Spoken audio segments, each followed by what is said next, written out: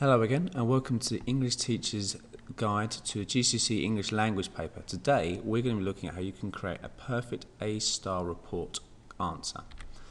So let's look at the structure of the exam paper firstly. This is for the Welsh board, however the things I'm going to show you today will work with any of the GCSE papers. So for the Welsh board it's 20% of your total language grade. It's 1 hour with 2 tasks. So therefore you'll have half an hour each with about 5 minutes planning time each way, and I'd recommend a couple of minutes proofreading at the end. You're going to be asked to write for different purposes and audiences. You're going to have to complete one of the following tasks: a letter, an article, leaflet, a review, report which we're looking at today, or a speech or a talk. Alright, so I've got 2 tasks for you very quickly, just to see if you've been paying attention over the last couple of years. Firstly, what things do you need to include in this answer for a report, or any of the answers in the writing paper, to make sure you achieve A stars? What's the mark scheme want you to do? And secondly, what method do you need to follow in order to make sure you are writing a report correctly? Pause this very briefly, note or consider your answers before moving on. Okay, so this is the method.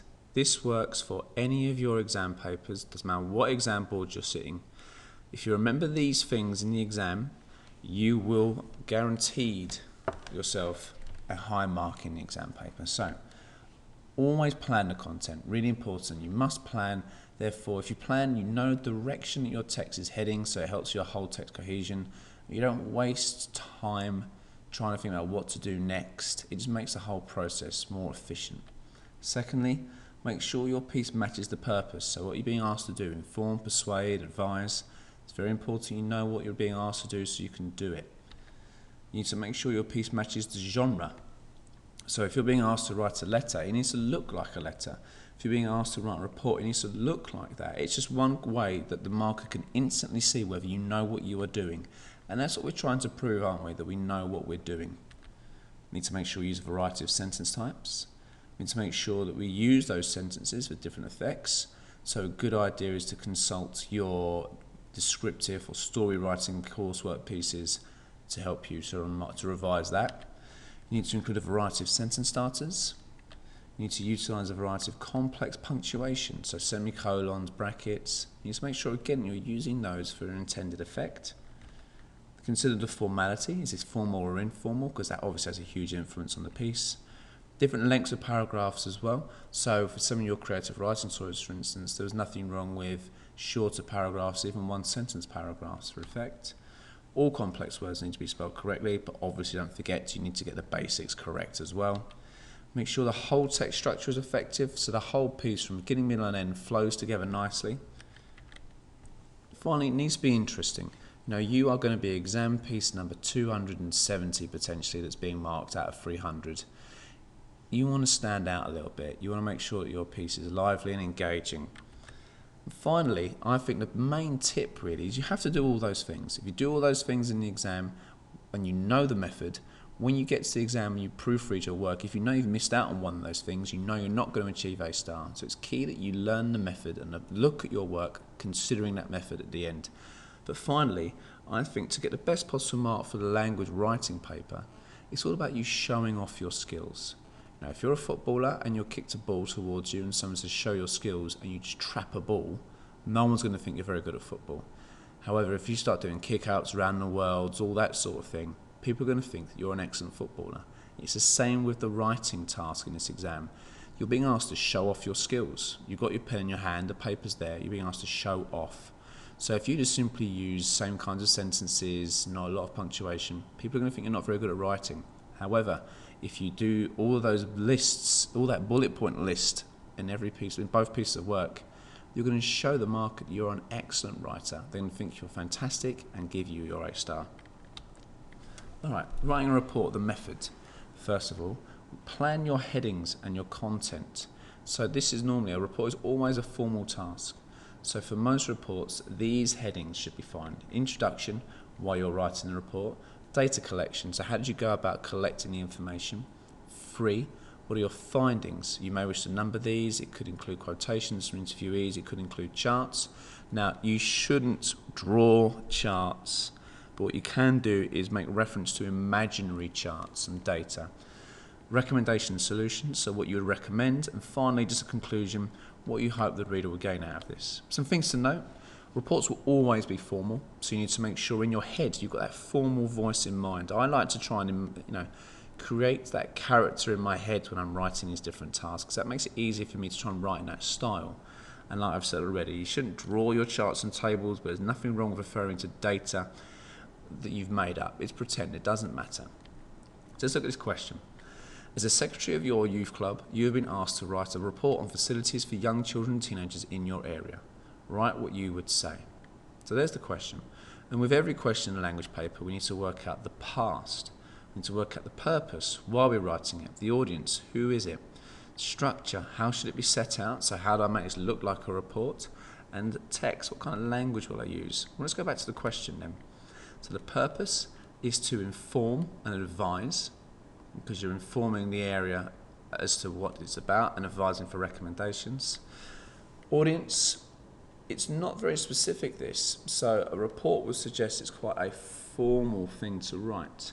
So that would suggest you're looking at a middling-aged adult, so you're looking at using slightly more complex language. Structure of a report, we just talked about that. We note those things down quickly, and then we know exactly what we need to do. Here's my plan. It's taking me about 5 minutes to do this plan, as it should you. All it allows me to do is just remind myself of the things that I'm going to write, not in a lot of detail. It's note form, so you can write this in text message speak if you wish to. It's just to get your ideas quickly. You can see I've got my headings sorted out and roughly what I'm going to say in each one. I've also here, this is a good tip, I've also noted down all the different types of punctuation, and as I go through my work, I'm going to cross them off. So I'll cross them off once, when I use them again, I'll cross them again. So just at the end of the piece, I can sort of, to help me with my proofreading, I can see what I have and haven't used. I've also included some lexis, some vocabulary that I want to use. And finally, we can't, writing down everything you need to get A star will take time. So what I like to do is write down the things that I forget to do to help make it easier for me. That takes 5 minutes. I now know what I'm going to write roughly. I know what I need to include and what I always forget to do. So let's look at my answer. So here's my introduction. As part of my duties as Secretary of the Downham Athletic Youth Club, a joy I have had for over 5 years, I've been asked as part of my secretarial duty to complete a report which investigates the facilities available for young children and teenagers within the Downham area. This report will seek to answer the following questions. Notice how formal this is. I'm immediately answering the task, aren't I? An introduction, this is who I am, this is what I'm doing. I've got that voice in my head, that pretend voice. This report will seek to answer the following questions. What facilities are available for the named demographic, so complex vocabulary? What conditions are those facilities currently in? What do parents/adults think about the current facilities in the area? What do young children and teenagers want to see in terms of facilities in the area? What do young children and teenagers think about the current facilities in place? Okay, this is the next section. So this is my main body. This is the data collection section. In order to answer the question posed by the report, numerous types of research were conducted. Interviews of parents, adults, young children, teenagers, surveys of local amenities, questionnaires, historical research, professional surveys of various facilities. The collection of data was undertaken and completed within a 3-week duration. All the data is reliable and has been verified by numerous sources. That's something that's all you really need for that section. You might want to include different types of data that you've collected, but that'll do.